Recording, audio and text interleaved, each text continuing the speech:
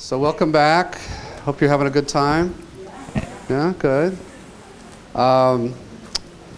So we're going to go right to the plenary and save announcements for afterwards. And so I want you to know what a pleasure it is for me and how excited I am to have our speaker here today. Ashok Gangadine is professor of philosophy at Haverford College in Philadelphia. He is a global thinker, as is the theme this week, and not only thinker but actor. He has convened and founded world councils of leaders coming together and trying to raise the consciousness of the planet and continues to do that tirelessly. We met about this time last summer. We were both plenary speakers at a conference sponsored by the Institute for Religion in the Age of Science, which was on an island called Star Island off the coast of New Hampshire. And one of my memories of that is I was to speak late in the week. It's a 5-day retreat, and you couldn't take a shower on the island except for once through the week. And so I wasn't so nervous about what I was going to say, but I was looking worse and worse as each day went by. And Ashok looked the way he looks today, every day. I cheated.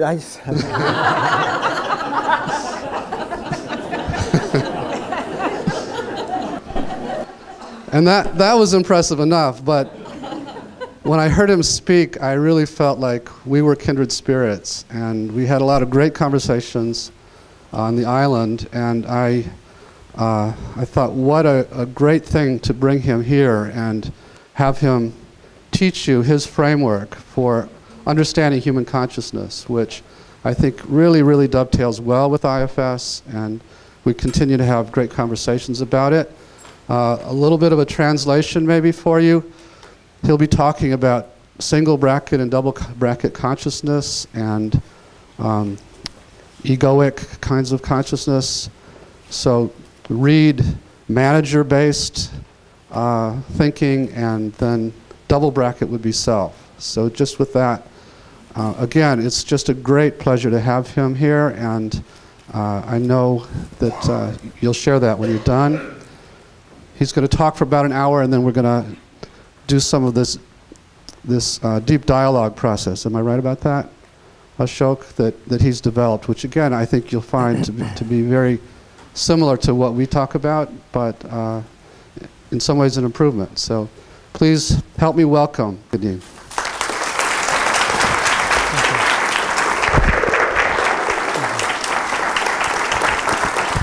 Thank you. Can you hear me? Can you hear me? Thank you, Dick, for that lovely introduction. I feel very welcome here. So it's really a pleasure to be here in this lovely setting with you. And Dick was right to sound that moment, because when we met and at Star Island, and I heard him speak about IFS and his methods of internal dialogue as a form of therapy and healing, I mean, lightning went off. I mean, I just felt such a rapport with what he's doing, a kinship with it. So I'm delighted to be with you, because I think this is a very important development on a global scale.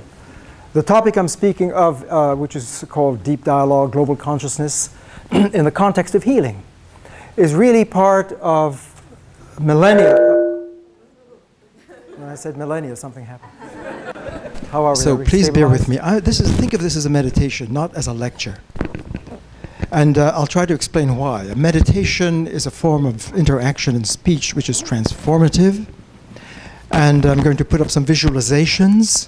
So don't think of this as a blackboard, but as a meditative device. Because I think it's crucial for us to distinguish two dimensions of consciousness: thinking, living, language, experiencing. And I'll draw a space here just to put a kind of space. Think of it as a screen of your everyday awareness, where your internal states of mind, your external experience is being processed. This is the kind of way the information shows up on the screen of your conscious awareness in everyday life. And the self is somewhere here as a someone involved in processing that, we're not often clear about the relationship between where we stand as a thinker, as an experiencer, and the content that is showing up in our experience. So if I'm having feelings of being hungry or thirsty or warm, the information, I am warm, I'm hungry, or if the sun is shining, the grass is green, that information is there, internal and external as well. So this is the screen of everyday awareness. And most of us, as we're raised in our culture from the time of birth, and every aspect of our life, we're learning how to speak this language. And this is the space in which we live. And most of us spend our whole lives there, not realizing that there are deeper alternative dimensions of experience and language and reality. And we don't even realize we have a lens that is really determining what shows up in the screen of our awareness. We're almost detached from that. It's just as if what shows up to us is a fait accompli. It's there. We have nothing to do with it. And it's a major step to realize that we are as we mind. Our reality, as it shows up to us, is a profoundly an effect and affected by how we are lensing, how we are using and processing our information. And one of the great aspects of what's called global wisdom, it's a new term really, even though it's an old, we know about perennial philosophy, philosophy for all ages. And by the way, there is a deep link between philosophy and the psychotherapy. Philosophy literally means philosophia, loving Sophia. It's a great profession to be in. Yeah? A lover of Sophia. Sophia is wisdom. And wisdom is not just knowledge, not information. It is well-being. It is a deep form of awakened awareness where you are the wisdom. You're not talking about it. You have to be it. So wisdom is fully embodied. It's Sophia. And she's well named. So that's my field. And wisdom has to do with self-knowledge. As you know, the hero of the Western European tradition, Socrates, is known for this. Philosophia was born in the West through the Greek logos, with Socrates saying, know thyself. He was a psychoanalyst. Philosophy is psychoanalysis. Psyche is soul in the Greek. So to know thyself is the essence. So Socrates is a hero because know thyself is the motto of wisdom. So wisdom is self-knowledge. Self-knowledge is self-realization. Think of the word realization is to make real. So to know yourself is to become real. And so wisdom, the art of self-knowledge, is becoming fully human in actualizing yourself. When you actualize yourself, you realize your potential. And so knowing yourself is being yourself. And when you're being well, you have well-being. So being well is an art. It's an art of being. We don't usually, I'm just taking a moment to speak in this way because we don't realize that ontology, which is one of the areas I'm educated and trained in, and is my ontology, ontos is being, logos is science, theory, story. So ontos logos, ontology is the story of being. It is the narrative of what is real. And one of the points I'd like to make is that the kind of therapy of internal family system, of having an inner dialogue that integrates the self and heals the self from the divided parts, is an ontological process. Psychology, psyche-logos, is grounded as ontologos, ontology. So ontology is a grounding for psychology. And ontotherapy is the form of self-realization, of practicing the art of being, and of being well and well-being. And that has been the focus of wisdom across the planet. So to continue the sense of visualization, is this working now? A little louder, please. Again, think of this as a meditation. And sometimes in meditation you have interruptions. So this space is a space in which most of us live our lives and never even realize that we are players in what's going on in the screen of our awareness. And I'm going to call this the ego-mental space. The ego as a separated thinker, experiencer, person.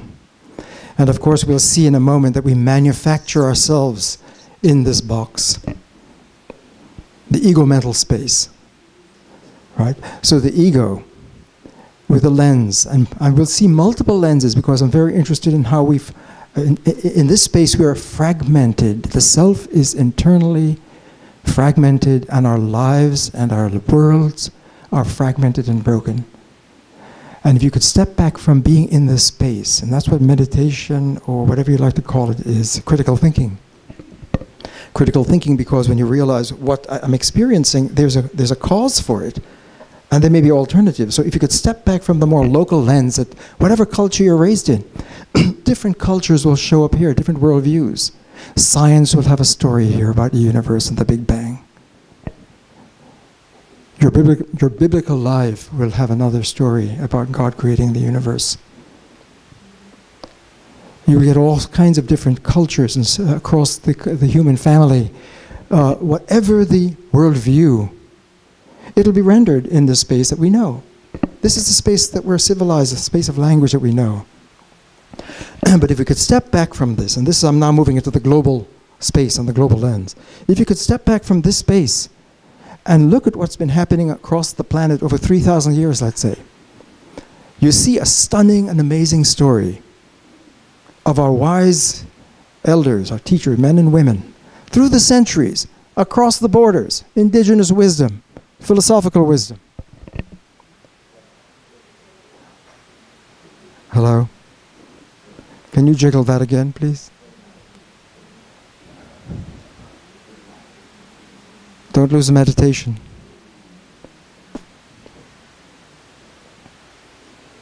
Hello? How are you? That is already in our consciousness just by being a conscious being. So that philosophia, love of wisdom, gravitates to this fundamental force. And it's a powerful, infinite, boundless, unifying force. By whatever name it's used. So if you go into the Chinese mind, you will find the experiments with Tao.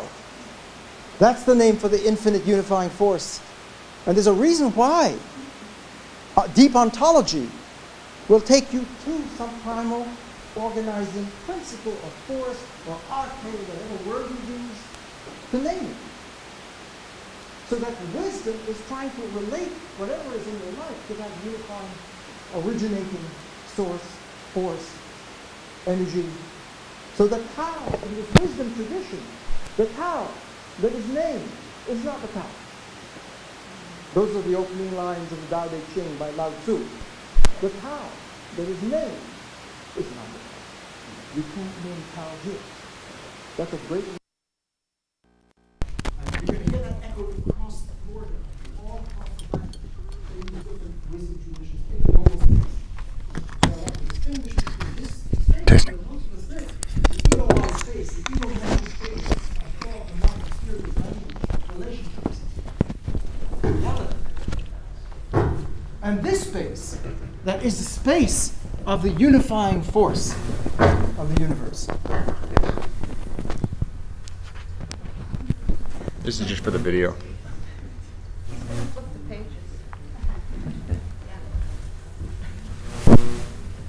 This is not working anymore.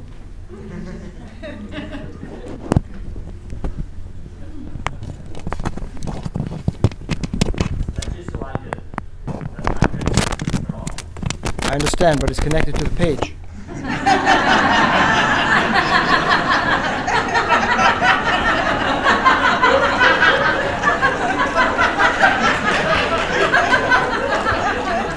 It was a long time to rehearse it.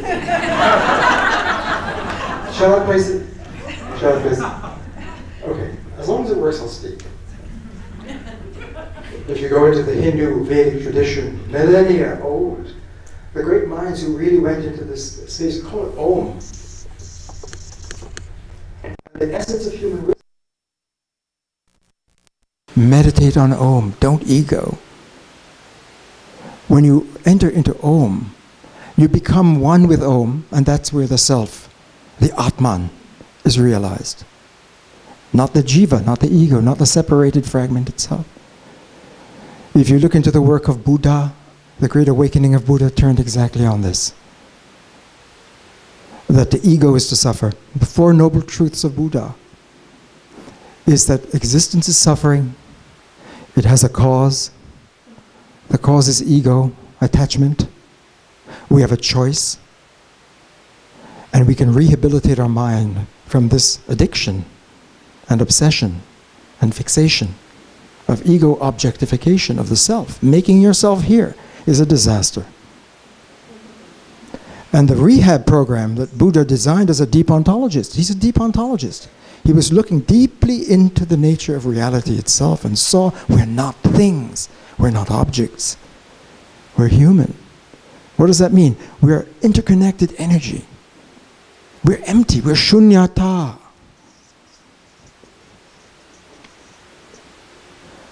Shunya is zero in Sanskrit, and shunyata is zero-ish, zero-like. Empty, nothing. Again, that theme. You can't use these markers and these constructions of the ego to really process or name or approach what is real, which is profoundly interconnected. Again, that begins to bubble up as a consensus of all of our wisdom traditions. I just took 3 examples. I'm going to multiply them very quickly to help us meditate on the difference between the space that most of us live our lives in and the space of interconnectivity. This comes back and forth. And so I'm trying to just jumpstart us in this meditation into the difference between this space and that. I'll be giving some examples. I'm running through 3,000 years of history in about 20 minutes. So once this microphone stays with me, I'm going to go for it. But we can get this. And this is really, I want to visualize in this meditation this space that is separated, fragmented, and produces fragmentation. You can't live in this everyday space and not be in pieces. And between our relationships as well. In contrast to this space, that our great traditions have taught as a therapy of how to rehabilitate our minds to new habits of interconnectivity. So the consensus of global wisdom, when you begin to step back and look over 3,000 years of indigenous wisdom and the best of the European tradition from Socrates to Derrida in the contemporary scene, through centuries of experimentation to try and get that deep ontology, and Eastern thought as well, which is very rich and profound in its experiments with the same thing, philosophia, wisdom, and realizing the true self. You begin to see this consensus that the unifying force field that must be there and surrounds us all at all times cannot be named or processed in the ego box. There's a deeper grammar, there's a deeper language, it's a technology, an operating system of the mind that brings us into sync and interconnectivity with ourselves and with the entire ecology of our existence. And that technology is the ultimate technology. When we think of technology, we think of all of the technologies that we make in terms of machinery and the Industrial Revolution and electronics and high-tech surgery, and all of those are great devices of technology, it's true, and telecommunications. But we know it's coming from the mind. All of those technologies are breakthroughs in intelligence and the use of our mind. So the intelligence, the use of our consciousness is the ultimate technology that shapes all the other technologies. And since our well-being and our being turns upon the technology that we're using, the mind program, think now, I'm trying to get us to think on analogy to digital reality with operating systems. You're now familiar with that. So that the ego mind, the ego mental mind, is an operating system that fractures and breaks and separates information. And what happens not only internally in terms of internal pieces and fragmentations that are disintegral, it's a disintegrating space. It's an adolescent phase of our development that all of our teachers realize that if you get stuck there, you're going to really perish, literally, in ego decay. There's a general formula of global wisdom that separation from this source is a kind of starvation. And you decay. This line of separation between the ego space that cuts itself off from connectivity into disconnectivity, is going to be a place of perishing. This is going in and out, so bear with me. So I'm trying to now get us to start visualizing this space, and I marked it after years, and I'll say why I came to this, as Dick say, the single bracket space and the double bracket space. What is that about? I was trained here as a logician. Logic is a science of consciousness, the laws of thought. And if you start doing logic, which is close to ontology, in the European tradition, you study Socrates, Plato, Aristotle, the beginnings of logic in the West, there's other logical traditions. You begin to see that to think is to predicate. Don't be afraid of that word. To think is to predicate. What does that mean? You have a subject and a predicate, and you combine them, plus or minus. Socrates is wise. The pen is for writing. The sky is blue. Rain is falling. All of our information. I am a man. I'm American. I'm a father. I'm in Chicago. All of our information, that's what I mean. Information has a structure. And the structure of predication is a way to put these pieces of information together. That word pieces is important because we're going to see that we are artificially constructed here. That's pieces of structures of information. And there is no ultimate integrity. So what we're never taught when we learn our culture, say I'm a Christian or a Jew, a Muslim, or growing up in the European setting mindset, is we're learning how to predicate in that culture. And we might say, for example, that stones are just material objects with no life. But now you cross borders into a different culture. You go into the Bakongo world in Africa, or into certain villages in India, and you see people decorating this stone and taking it as a sacred object and putting garlands around it. Shiva. This is Shiva. Which you can't predicate to a sophisticated scientific European mind. Stones aren't spirits. They're just material, dead stuff. How can you say this is Shiva, spirit is? It's called a category mistake. When you cross information and put the wrong predicates with the wrong subjects, you get category mistakes. Most of us are not educated with that. We learn a language, we learn to predicate, and we're happy campers and we speak. And we don't realize, wait a minute, why am I, how many of you ask, why do I predicate this way? One person in the back there. And if you stop to think about it, just scramble, do an experiment with me, please. Scramble the predications for a moment to put them together, put things together in a weird way. Quadruplicity brings procrastination. 7 is blue. Now that might be 7 is blue, you say, I could deal with that. Well, because you're in zoology, right? But 7 is an abstract object of mathematics. Blue is a color that applies to physical things. So if you say 7 is blue, you're mispredicated, literally. If you say the stone is alive, that's weird. Right? And you know, scientists say that's crazy. It's just but you go to another culture and they think, nature is spirit. The trees are alive. The rivers are spirit. Nature is spirit. You get a different predication system, right? You know, when you cross cultures, there are different ways of predicating. So the point is, since this is where you make sense, how you make sense and meaning is predicating correctly. But one method of predicating in one world doesn't work in another. So if you're in the Christian world, you're speaking of Christ and God, and you go into the Hindu space, and you're hearing samsara, the beginnings and endless cycle of space-time, where death is not enough to stop existence. It is reincarnation and transmigration and karma. Right, and prana.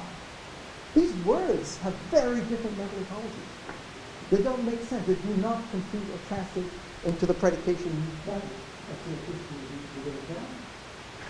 so it's extremely important to know in what mental space you are, what mental ecology. And that's a worldview. And your worldview shapes your lens, and your lens shapes yourself, because you're processing yourself in that ground. So who you are, your ID, is embedded in your cultural predicative grammar, your logic, your ontology, because your being is shaped by your grammar. So your worldview, your culture, shapes your identity and gives you your being and tells you who you are, and you are a bundle of information. I'm a man, I'm American, and all of these pieces. Think of who you are. What is your ID? if I say, please introduce you, tell me about yourself, I'm so-and-so, and I'm a parent, and I got my degree from so-and-so, and you give all the predicates, you give your predicates. But you might be embarrassed to say to someone, I'm just a bunch of predicates. But that's your story. What is a logical, what is a being? And this is what ontology shows you. Ontology, the science of being, says, what is a being? What does it mean to be a being? It is the network and union of all of the predicates or attributes or qualities that belong to it. It distinguishes it from everything else that it is not. So when you get your ID, I am, you are severed from all that you are not. And what distinguishes you as a unique individual here consists of your unique predicates that no one else has. That distinguishes you from everyone, from your siblings, from your peers, from everyone else. And that's who you are. And that's what these teachers are saying. That's a disaster. You are not a bunch of predicates in an ego box. You're a human. You're connected with yourself and with everything else in the universe. So Buddha's insight was reality is empty. Don't bring this stuff in here and do it. Reality is apika samukpada, the dependent for origination. There is no separate object, but only dynamic, interactive interconnectivity. And when you realize yourself through this therapy, rehabilitating our mind to be a centered interconnectivity, through right intention, right work, right livelihood, right interpretation, right language, right judgment, these are the 8 paths to do that. We've got a therapy program for breaking these habits. Memory is that it's a vice. Ego is a vice. And what's the opposite of that? Ethic, virtue. And what is virtue? Excellence in performance. So when you're performing well in your being, that's virtue, and when you're not, that's vice. Vice is an addiction. So you have to recall that it's all entities to what? It's all Aristotle. Ethics is virtue. I.K. Virtue is excellence in habits, and the word habit is what ethics means. Literally, in Greek, habit, ethically is habit. And when you have bad habits, it's vice, and when you have good habits, it's virtue. And when you have virtue, you're being well. And when you're being well, you have well-being. That's happiness. So ethics, or being in the Dharma, in the moral law, is the key to happiness and the pursuit of happiness. So the deepest drive of a human to be is to be integral and whole. So this space is extremely important. And I was trained in logic, in the art of knowing the laws of thought. And I studied Aristotle, and then I saw the modern great revolution in modern mathematical logic with Frege. You may not even have heard of Frege. 1879, he wrote this incredible book, unknown to most, but it was a bombshell for the planet, called Begriffsschrift, concept, script. He was finding the deep grammar missing that Aristotle and centuries didn't find. It was always a quest. Let's get the deep DNA of consciousness, the ultimate code, access, because if you could get the code of deep grammar in logic, we would have the code for every other subject, because every other subject is using logic in its thought process. So if you can get the real logic, the ultimate code of consciousness, the laws of thought, you would have it all. That's been the dream of philosophy from the birthing, from Socrates to the contemporary time. But I'm trying to suggest that to be in this space, impaled in this space, when you step back and see global wisdom, is something that has to be called into profound question. And what I'd like to do very quickly, I'm building up momentum now that we have no microphone. Can you hear me all right? Can you hear me? Yes. Thank you. It really helps you use this. So, when I wrote my doctoral dissertation at Brandeis University, I was drawn to logic because I wanted to get to the heart of it. I wanted to understand also deep ontology. How do we form a being? I mean, I really was aware that way. I really wanted to I took that seriously about self-knowledge, the passion of Socrates. In my doctoral dissertation in logic, trying to find a unified logic, is that logic was polarized and split, was partitioned. The classical logic of Aristotle was rejected by the modern mathematical logicians of Frege, Russell, Wittgenstein, and the modern analytic revolution in philosophy that just dumped the past philosophy and said, we finally got the code. We got the access code to real language and real consciousness with a mathematical notation, and that opened up the computer age, and a whole new powerful mathematical logic took over, And I looked into that, I understood it, I spent years studying it to understand its power, and it's here to stay. But I saw that it was a tremendous mistake to give up the Aristotelian logic that shaped consciousness through centuries of the great minds that were thinking in Aristotelian space. So I was stuck with these two logics that each did profound work, but they were polarized and partitioned and couldn't be brought together. And if logic is split, then consciousness is split, reason is split, science is in question, knowledge and truth, everything is up for question. And that's really where Socrates began when he came on the scene in philosophy. And he's heroic in a sense because he saw that philosophy was split. Because there were two great stories going at the time of Socrates that created, opened a space for relativism and everything to fall apart. That one great thinker saw that if you follow the mind of wisdom, Parmenides this is, and you look deeply into being, ontology, reality, being is one. This keeps coming up over and over. Being is one. Being is, Parmenides saw. And what is cannot not be. So what is not. It cannot be thought. Being is pregnant. It's full with itself of isness. And if there is no not, it cannot become, because a thing can only become what it is not. A leaf that is green can become brown because it's not brown. But if there is no not, there is no becoming, so there's being, and what is. And you almost have a prototype of the infinite God that is eternal, unchanging, not becoming, eternally fixed. That was one. And the other side was at the same time. Heraclitus, this genius, saw, very Buddhist, that there is never anything fixed. It's always process, it's always becoming. He saw becoming, B-E-C. Becoming is the only truth. Everything is changing. Nothing, not yourself or anything, can ever be fixed. It is always nodding.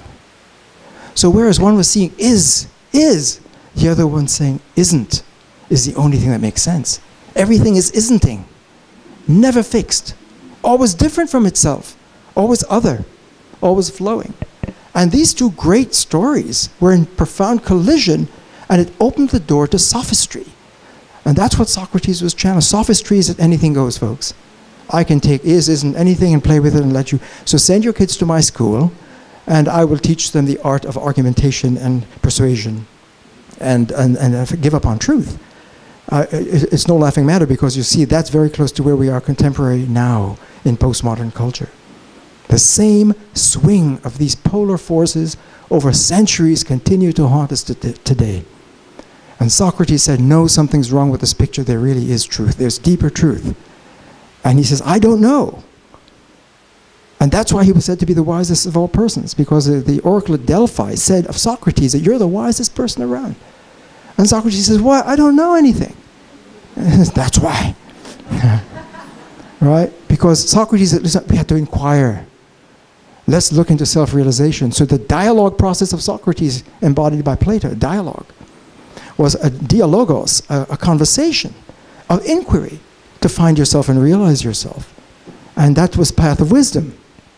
Right? So Socrates got hemlock and had to drink the poison in his execution, because he stirred up the forces by suggesting there really is truth, and it's not a matter of relativism and anything goes, and it's a matter of persuasion of your position, as if you're in a law court and you have to defend your client. I mean, that was what was passing for wisdom, but it was called sophistry. Right? So that question still lurks. And if I'm going to really pick up now the pace a bit to show again this between these two. I went to India in 1971 for the first time. I grew up in the West. Family was from India. I was born in Trinidad, lived in Jamaica, New York City. Kid, and I was trained in European philosophy, and I knew nothing about Eastern philosophy. And so when I went to India, I went to Haverford College in 1968 as a young professor, teaching logic as a logician. And all I could teach was to help the students understand the polarization in space, in mental space. And that's what I was doing. And I went to India in 1971, after 3 years at Haverford, on a one-year leave, to go back to ethnic, in quotes, ethnic roots. I didn't know where I was or what my identity was, because in America, no longer how long I lived here, people say, you're Indian, aren't you? And I said, no, I'm American. He says, no, you're Indian. So I accepted it after a while, you know. So when I went to India, I was hoping that I'd be Indian. But when I got there, you know what happened? Yeah, you're American, aren't you? You got dollars for me, you know, things like that. So I was a mixed up guy, and when I went to India, yeah, predication, I went there not realizing I was blindsided by philosophy. It was almost inadvertent that I encountered Indian philosophy. I went to lecture at the University of Pune on my work on logic, and they were thrilled to have me, trained in the West, to come and bring the Western logic, the latest logic, to understand that. I was studying tabla and sitar and Sanskrit and philosophy. And when I read the Bhagavad Gita for the first time, it blew me away. Because it was a dialogue between Krishna, the voice of Om, speaking to Arjuna, the broken down warrior who fell apart on the battlefield because his parts were disintegrated. And the Bhagavad Gita is a great epic story of a dialogue between this voice and this, between the ego voice and its higher self. It's an amazing moment. And what is the story? It is Krishna, the voice of Om, speaking from the Om space to Arjuna, whose life is in a profound war and split, a metaphor for the split that's inside, that's being manifested outside, in the fratricidal war of the family that's split, and family internal system killing each other. And on the battlefield it starts, if you've read the Gita, it's an amazing, I'd recommend it.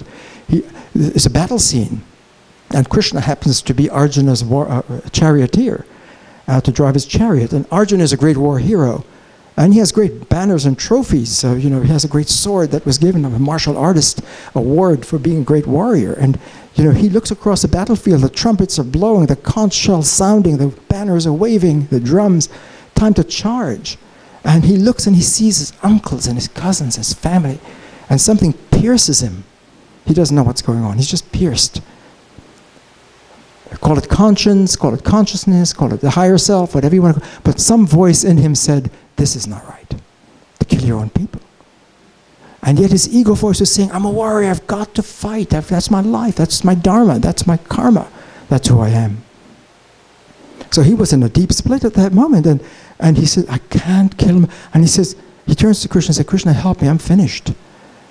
Because if I go into this war and ego myself through this, which is what I'm trained to do, and kill my own people, I can't live with myself. But I know now in dropping my weapon, I'm committing suicide in terms of my public image, and I'm just going to be totally disgraced and I'm ruined. So Arjuna turns to Krishna and asks for help, and then the dialogue begins. And Krishna is in this annoying, jovial mood, while Arjuna is in deep despair. You know, says, come on, guy, let me help you. Why are you being such a wimp? Pick up your weapon and fight, you know. It's unbecoming of a warrior. So Krishna is egging him on like this, but always, of course, as a teacher, to get him activated to enter a dialogue. Right? If you collapse, you can't. And he says, come on, dialogue with me. So Arjuna starts the dialogue. And Krishna takes him through steps, which is yoga science, to show him, first of all, the being lens, the becoming lens, the split in the ego space. And he says, that's enough of that early training. Now that's enough preliminary. Now let's do yoga. I will teach you yoga. And with this, you're going to be liberated now. You're going to become realized. So Krishna takes him on a journey to say, you are egoing, and your ego splits. This is the space of dualism and separation and fragmentation.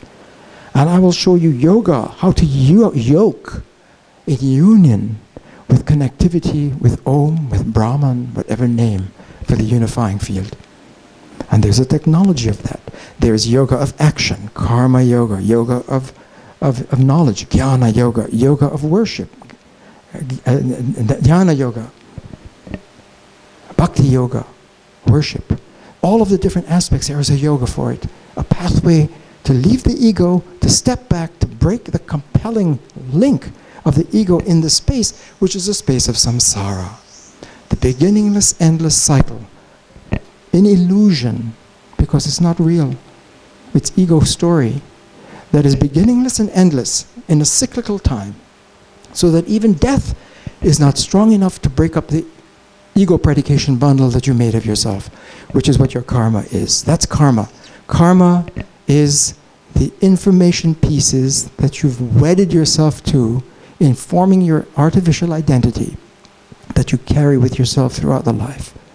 And the more distinguished you are, the more weighty you are as an important, distinguished person, the more karma you have. Because the more predicates you take on, you're going to have to clear them out. And spiritual awakening, the therapy, is stepping back from that bundle, that construction, and realizing it's a construction. It's an artificial construction of the cultural space and of your participation in that, and there's a way to let that go. So when I came back from when I realized that my God, no one ever taught me that the space of predication is inherently dualizing and polarizing. You know, I began to see that's why I found an ultimate contradiction in logic. So when I came back from India in 1972, and I went to Haverford, I said, you know, I'm a logician, and I want to teach Indian logic. I want to start teaching Indian philosophy. So the department said, go ahead, do it. We need Eastern thought. They didn't have that at the point. It's a Quaker institution in its origins. So I started teaching in the only place I knew, which is this language in the box, about the Gita. So my first semester, I was saying, look, and you're going to Krishna's voice and this Arjuna's voice, and they're talking to each other, and Om is here, and Brahman is here, and the self and ego is here, and I was all doing it in the box, because it's all I knew. And then I realized, wait a minute, this is ridiculous. I'm undermining this text, I'm undermining the students. You can't teach this wisdom in the box, because the whole point is to get out of the box. And I say, oy vey, what am I going to do? That's my Brandeis connection. Yeah. Vey is me, you know. I can't teach this way. How am I going to teach this? I had to reinvent pedagogy. And this is the kind of thing that Richard, in terms of his reinventing the language of it, you know, there's an inventive, I said, I cannot teach Krishna's voice here. I have to find and open a space to help the students experience, as laboratory work of the mind, of philosophy, this whole process of stepping back to see that they're egoing, there's such a thing as egoing, the consequences of it, and that there's an alternative. And to actually go in to experiment with this space in the first person of entering into the yogic space of experiencing connectivity. That's the education. And I didn't know how to do it, but it took me 10 years, I'm so slow, to say, look, first I began to grope with these two spaces. But as a logician, trying to get an elegant notation, because that amplifies your mind, I began to see that all of these different worldviews, all of these different worldviews that are competing here, each say,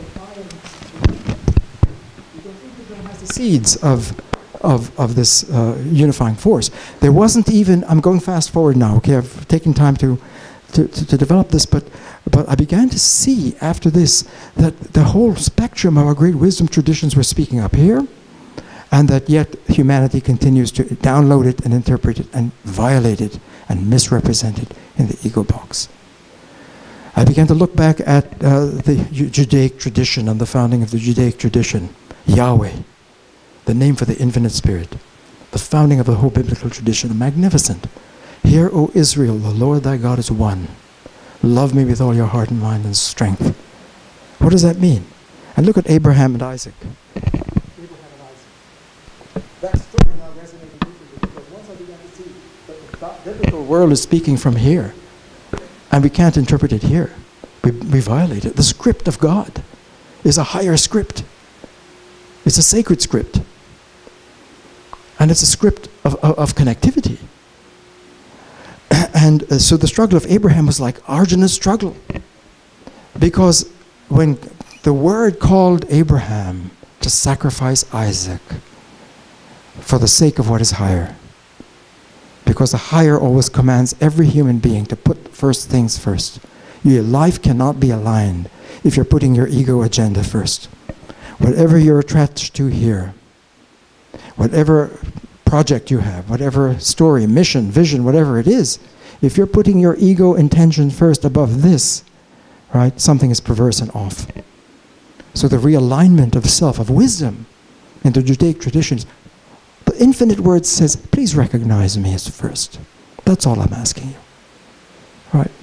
And so that calls on the conscience to say, well, do I put my Isaac? I finally got my son. And yet the word is calling me to sacrifice my Isaac, which is a horrific thought. So the struggle of Abraham, he could have gotten it wrong and said, nah, the hell with you. I'm going to put my Isaac first. And it would have been a human disaster. Arjuna had to struggle deeply with his very existence and identity, which is the hardest thing to do in life. Do I question my being, my ego identity? I'm going to die. If I step back from my space, my ID, I'm letting go of my existence.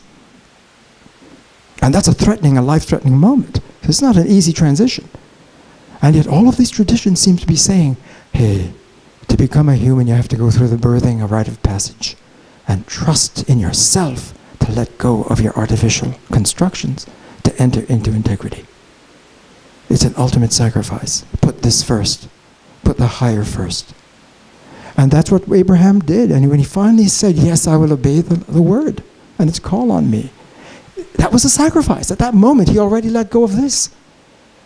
So when he was still living here, and he said, oh, I've got to go kill my sacrifice. God said, no, no, no. You misunderstood me. It's done. You realigned yourself.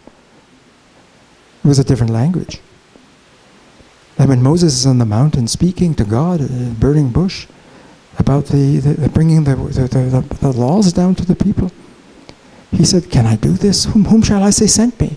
And the word said, in this dialogue, there's a deeper dialogue here, I am that I am. That's my name. I am. It's a different word than I am. If you say I am here, that's a different I than the infinite, unified, unbroken, unbreakable word saying I am. I am that I am. That's the infinite name. And so that I am issue is going to haunt us. I want to keep that involved in terms of pointing to a higher self.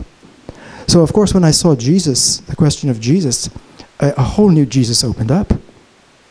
Because before I went to India, I have a younger brother, Surendra, in Phoenix, who was in the Campus Crusade for Christ.